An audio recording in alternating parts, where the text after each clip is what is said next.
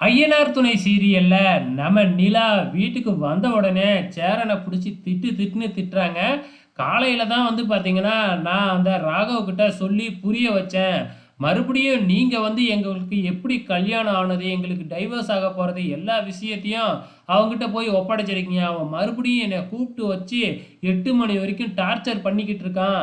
உங்க மேல வச்சிருந்த மரியாதையே போச்சு. உங்களுக்கு எதுக்கு இந்த தேவையில்லாத வேலையெல்லாம் அப்படின்னு சொல்லிட்டு சேரன் மேல கோவிச்சுக்கிட்டு நிலா ரூமுக்குள்ள போயிடுறாங்க. நம்ம சோழன் இதெல்லாம் கேட்டுக்கிட்டு எங்க சேரனை போய் திட்டுவாரா அப்படின்னு பார்த்தா நேரா ராகவ் வீட்டுக்கு போய் ராகவ வெளியே வர வச்சு நடு ரோட்ல வச்சு குத்திக்கிட்டு இருக்கிறாப்புல.